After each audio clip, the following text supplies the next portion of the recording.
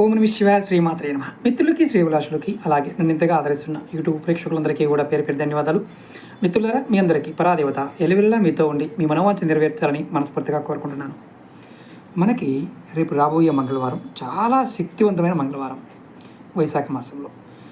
ఈ మంగళవారాన్ని ఎవరైనా సరే అప్పుల బాధతో సతమతమైపోతూ అప్పులు తీర్చలేక ఇబ్బంది పడుతూ ఉన్నవారు ఈ మంగళవారాన్ని సద్వినియోగం చేసుకోండి. చాలా తేలికైన పరిహారం షార్ట్ వీడియోలు చెప్తాను. అలాగే మీకు ఈ వీడియో నచ్చినట్లయితే లైక్ చేయండి, ఛానల్ని సబ్స్క్రైబ్ చేసుకోండి. అలాగే 10 మంది మిత్రులకి ఈ వీడియోని షేర్ చేయండి. ఎవరైతే బాధల్లో ఉన్నారో వారిని కాపాడిన వారు అవుతారు. అలాగే ఖచ్చితంగా రామనామాన్ని కామెంట్ చేయండి. మీరు మంగళవారం నాడు చక్కగా స్నానం చేసి మీ దగ్గరలో ఉన్న ఆంజనేయ స్వామి దేవాలయానికి వెళ్ళండి. అక్కడ మీరు ఏం చేస్తారంటే ఒక కొబ్బరికాయని, అలాగే ఎర్రటి క్లాత్ని, స్వామివారికి సింధూరాన్ని, ఈ మూడింటిని స్వామివారికి సమర్పించండి. సమర్పించిన తర్వాత మీరు చేయవలసిన పని ఏంటంటే అక్కడ దేవాలయ ప్రాంగణంలో ఆవునితో ఒక దీపం వెలిగించండి. దీపం వెలిగించి మీరు గుర్తుంచుకోండి, కొబ్బరికాయని అక్కడే వదిలేయాలి, క్లాత్ని అక్కడే వదిలేయాలి, కుంకుమని ఇవ్వచ్చు, లేదా మీరు సింధూరాన్ని కూడా స్వామివారికి ఇవ్వవచ్చు.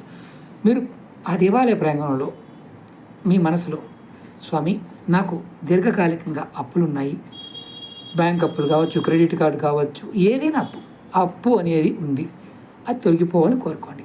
అలాగే ఇంకొక పని చేయాలి. ఈ మంగళవారం నాడు మీరు ఖచ్చితంగా మనసులో రామనామాన్ని జపించాలి.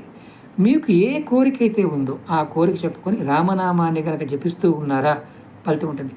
ఈ మంగళవారం మొదలుపెట్టి మీరు 5 మంగళవారాలు ఇలా కొబ్బరికాయ, ఎర్రటి క్లాతు, సింధూరాన్ని స్వామివారికి ఇస్తూ ఉండండి.